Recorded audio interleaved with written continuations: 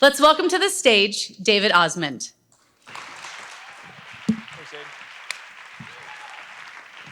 Thank you, Jade. What's up, guys? How you doing? Yeah, feeling good? Say yeah. Feeling really good, Nathan. Say, oh yeah. Okay, Nathan, just you. If you're feeling good, say, oh, oh, oh. And everybody else, oh, oh, oh.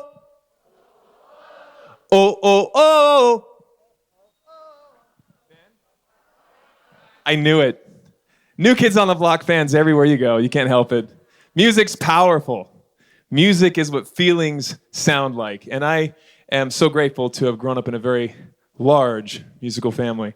My name's David Osmond. I was born in Utah, and I grew up every other place. I grew up on the road, and I'm grateful to be back here in the great state of Utah. We live in an incredible place, don't we?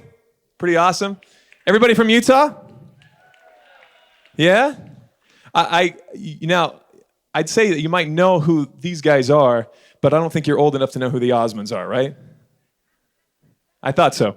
Well, I get asked two questions almost every single day of my life. And because I travel so much, usually it comes from people at TSA. And I give my ID. And the inevitable question starts. The first one, get the double take. So you one of the Osmonds? And I shouldn't do this because it's TSA, but I kind of play stupid. I'm like, what do you mean? They're like, well, you know what I mean, like Donnie and Marie. And then I double down on what that is and say, who's that? And I swear to you, one of the last times I had security, I had this TSA agent singing Puppy Love to everybody.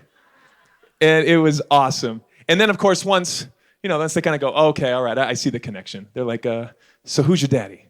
That's the second question. And this is my dad. His name's Alan Osmond, and he has awesome hair. And he just so happens to be sitting right here in this front row. Give up my big, dear old dad, Alan Osmond. I see that. Many of you know him, many of you are friends with him, and he's an amazing guy. He looks more like this now. But I've learned a tremendous amount growing up in the environment of this musical family, thinking as a kid that every kid's dad has a dad that does this, travels around, sings songs, and this is totally normal. And when you realize, as you get older, that this is not normal, it's truly, for me, a humbling thing. Very grateful, so appreciative for what they were able to accomplish.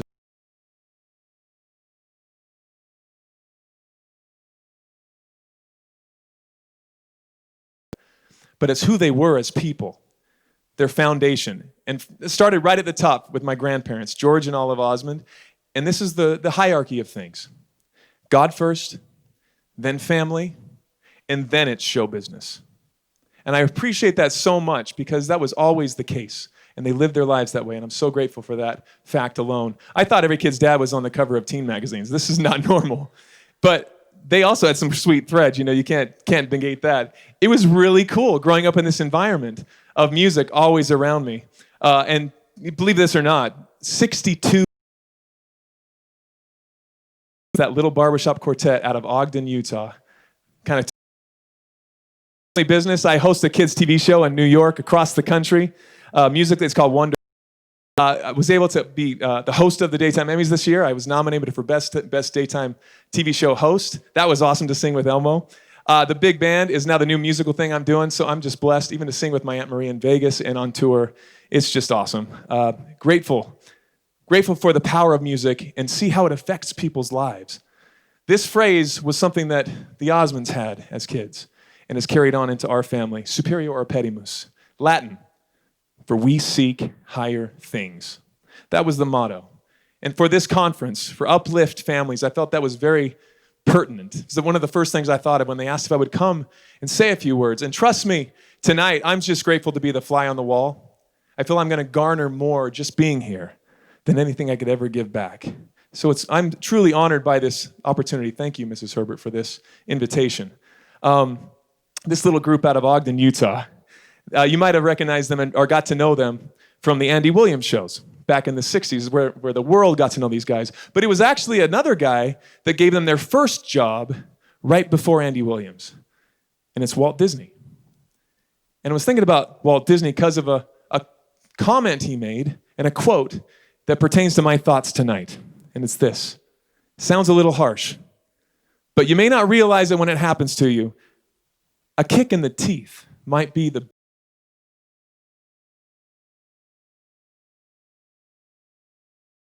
I happen to agree with this. It sounds harsh, but I believe in that. I grew up in a large family, all boys, one of 8 boys, no girls. And the follow-up to that is, oh, your poor mom. And she happens to be here as well, my lovely mom, Suzanne Osmond, right here. She's the producer of the show, and she, along with my father, are a powerhouse. And 45 years married together, is that right? This last July. And that's something we don't celebrate enough, that's for sure. Commended. But we have a great time, never a dull moment in this household growing up, very musical. And what a mentor to have my dad by my side since I was a kid. Since I was a kid this big performing on stage. Watching his example. Because I used to watch him from the sides, from the audience. I'd see him rocking out, playing guitar, playing trumpet, banjo, tap dancing, doing everything. I mean, amazing. In fact, my mom told me when they got married, she'd never seen him perform ever. And in Vegas, and she's sitting in the back going, I didn't know he could play the trumpet. This is crazy. But I watched my dad do all these cool things. But there came a time, and many of you know this story about my dad. There came a time when he started to drop his mic, started to trip a little bit, couldn't play his trumpet as fast, and ultimately diagnosed with this thing called MS, multiple sclerosis. And I remember my dad saying years ago, the first time he heard the word MS, his first thought was, well, what is that? Many sons? I know I got that. Truly what it is, it's a neurological disorder, an autoimmune disease of the central nervous system. Your body attacks itself, fighting yourself. It attacks your brain, specifically the myelin sheath, causing sclerosis. MS literally means many scars. So you get scarring all over your brain, throughout your spine.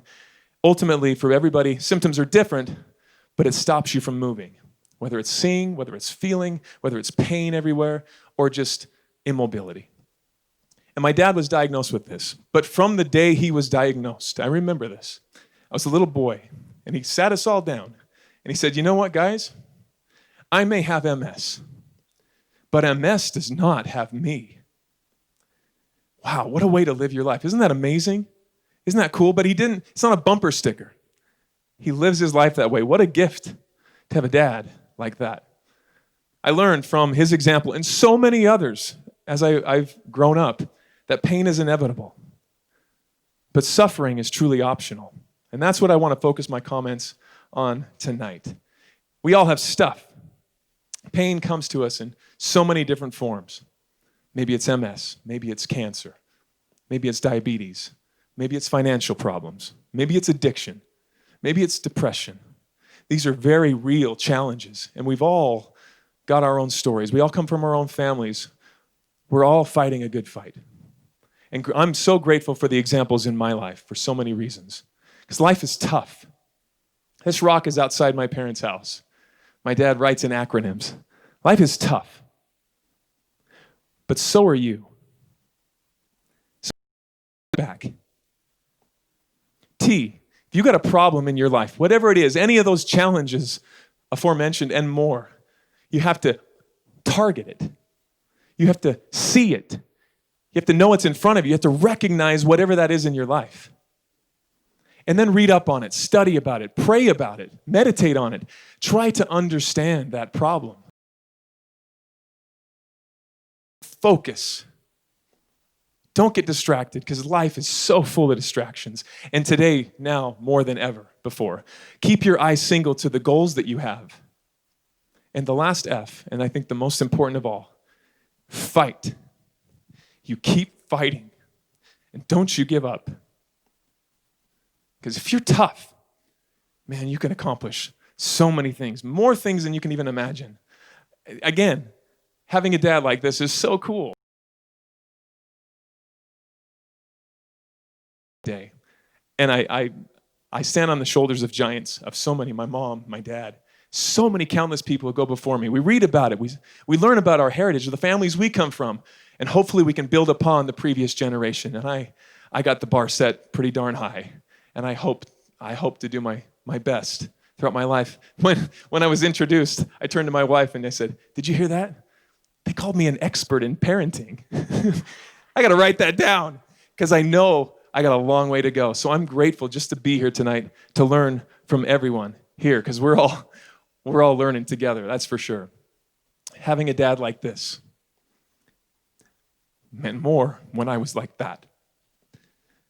If you don't believe in miracles, you have to believe in one tonight. Because I've been singing my whole life. I've been on Broadway shows, pop music, touring the world, television. And then there came a day years ago when very quickly, after a show that I did on Christmas Eve, 2005, I turned to my then girlfriend, who is now my wife.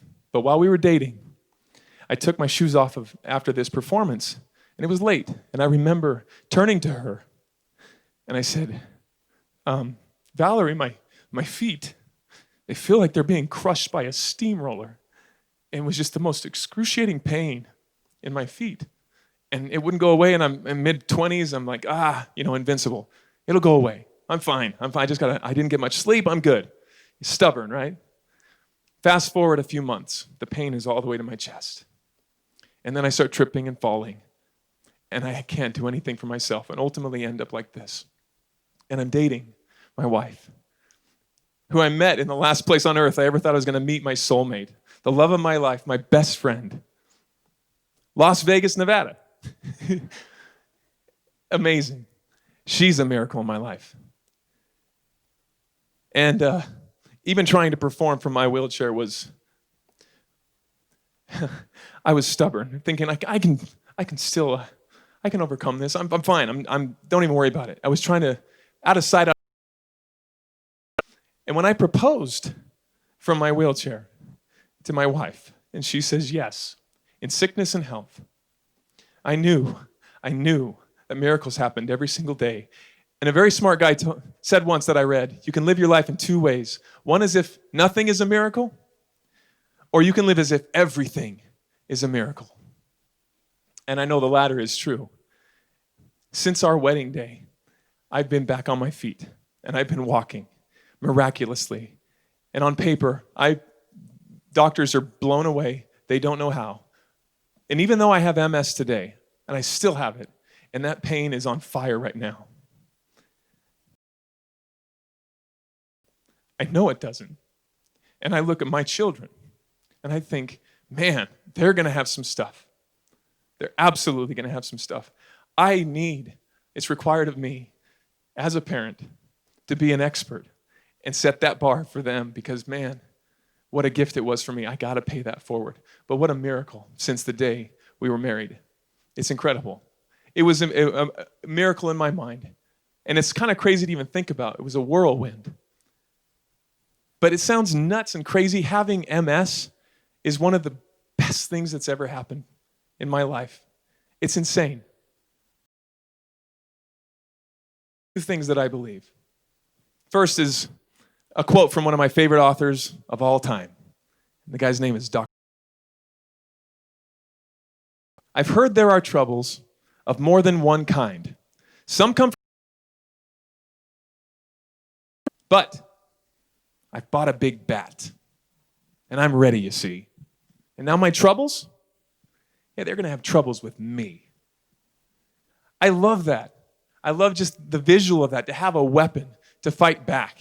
And I know that one of those biggest weapons that we have is our family, is as the guardianships of our children, to be able to be that example, to help them fight their battles. I know that for a fact, and that's a huge responsibility. If you're a Bill and Ted's fan, this guy's name is Socrates. And he said something really interesting. If all the misfortunes in the world were laid in one common heap,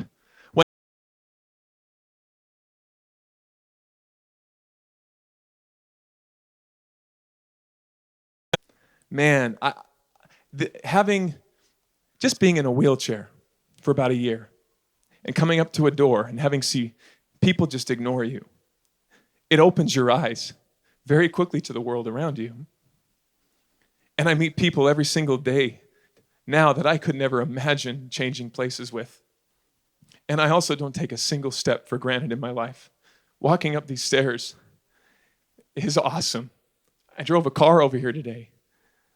It changes your life. And you realize quickly that you see the things around you and those that are really going through hard times. And maybe there's somebody in this room going through a very difficult time. You know, we're in the same lifeboat together. I wear this ring on here that my brother came up with this acronym. And it's a scriptural reference that means endure to the end. Had this before I had in this room going through all day as a reminder, a little nudge, endure to the end. And I'll be honest, sometimes and some days, I don't like to look at that because it's just like, the end.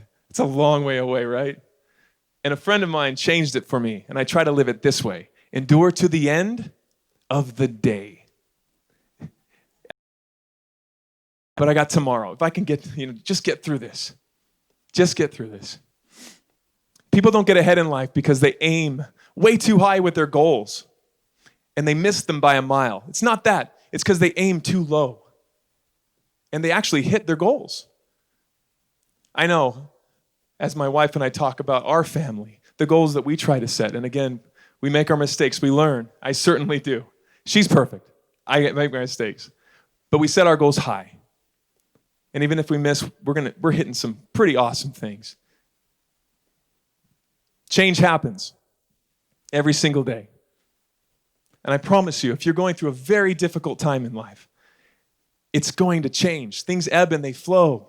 The yin with the yang, it does evolve. Maybe not the way you want it to, but it does change. And the same rule applies where if you're going through the best time in your life, life couldn't be better. And if you're prepared for it and you recognize it, it helps you just a little bit more to travel through that battle. Tests, they come to all of us. Struggles, trials, hurdles, whatever you want to call it. But the choice, these trials, these tests truly become part of our testimony. That rock foundation of this is what I know to be true in my life. This is what I have to hold on to. We are not just physical beings, occasionally having a spiritual experience. I truly believe that we are spiritual beings, and we're having a very physical experience. And this is a quick trip around the globe. You know, it is a choice. Whenever you come upon something, I was talking to my dad right before this, we all come across circumstances in our lives. And every time you come to a choice, choose the one direction of the two you can, which always brings you the more happiness, the more joy, the more good. Seek higher things. This last thing is, I think, the most important thing I've learned in my life. And it's this. Years ago in Orem, when I was in my wheelchair, my wife and I were dating. With the pain excruciating. And I couldn't move. Across the room, my younger brother, who was on the floor with his 2-year-old, and they were wrestling. And I was just a hallmark moment for me. I was just the proud uncle. I was watching this. It was a cute thing, right? Intrinsically, it was just a smile. But something changed up here very quickly. And as I was watching this, I got bitter, and I got angry, and I got so mad at what I was watching, like it was mocking me. And I thought to myself, this powerful thought, why? I don't think I'm ever going to have that. That burned more than anything. Why did this happen to me? This is a powerful question. And maybe we ask it. And I actually hope you do. I really hope you ask this question. Because I've learned from me, this question, unless I make sure I ask the same question for every single moment of happiness and joy that comes into my life, both great and small. And as I do that and I start to analyze, I realize quickly, my cup is overflowing. Why did this happen to me? And my beautiful wife here. This is Valerie right up front. The miracle in my life and my rock. And such an incredible person. I'm so honored to be her helpmate, to be her husband, to be with her along the journey of parenting our children. And if we're going to invest in anything in our lives, it's going to be our children. We're so grateful to be here today, to learn from all of you, to learn from those that have this make a difference in the next generation. This is my why. This anything that may come in my life is that foundation. The family is the fundamental unit that helps us, that builds ourselves, that builds our character, our strength. The hard things, the weaknesses we have are designed to make us humble. And that's a hard thing. But as the scripture says, the weak things and the humility is what makes us strong.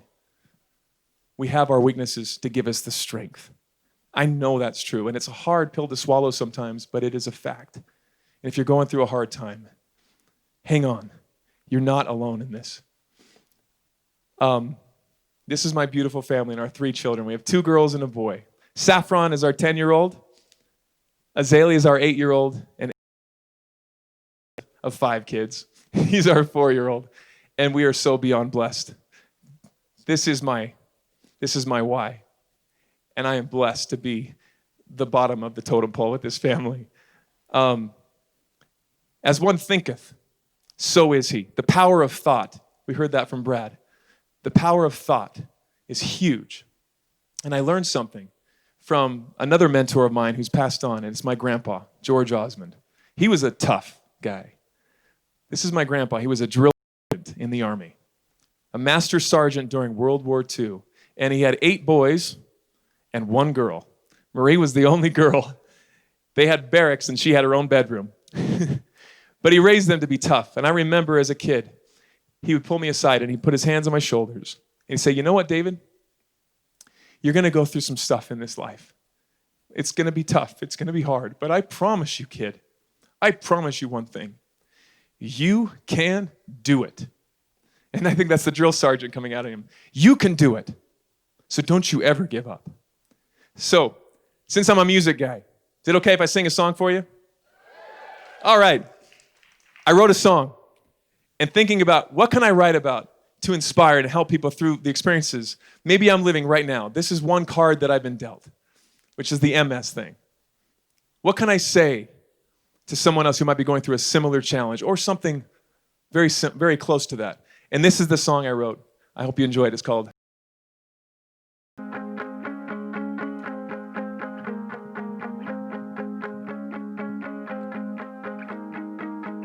I've rehearsed 1,000 times. I played it all out in my mind. Oh, now it's time to go. Time to give the world the show that I've been dreaming all my life. The day has come. I'm gonna give myself a chance. This time I'm getting off the fence.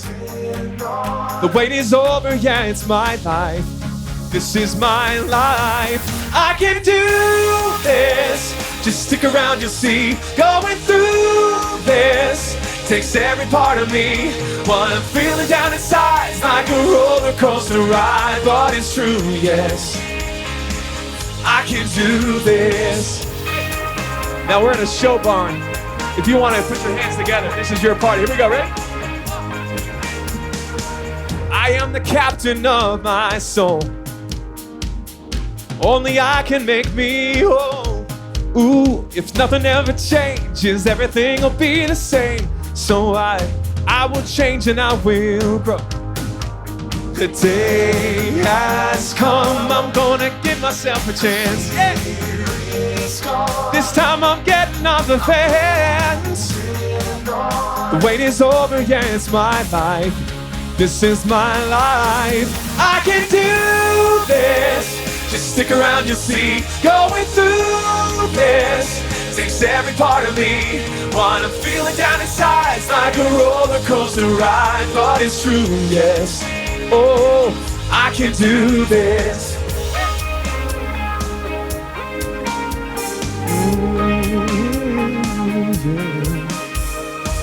Where there's a spark, there's a flame. Yeah, where there's a flame, there will be fire. And when this fire starts, I'm gonna let it burn and burn and burn and burn. I can do this. Just stick around, you'll see.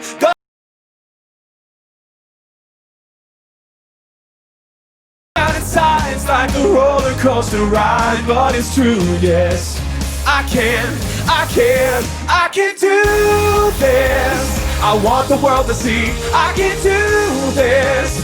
Look what I have done with me. I'll keep my hands up high on this roller coaster ride, 'cause it's true, yes. Oh, I can do this.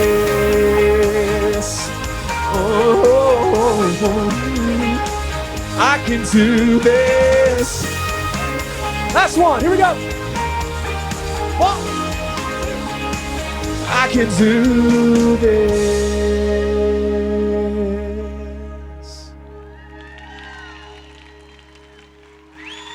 Thank you very much.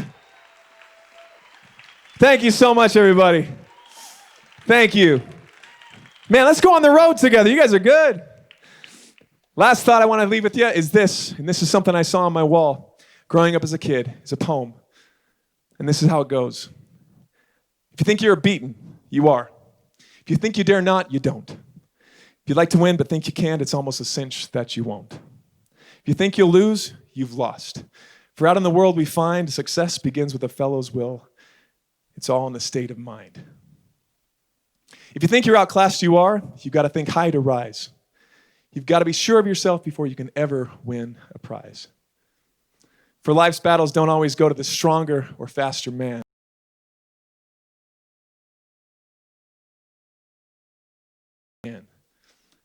Thank you guys so much. God bless you. Stay strong.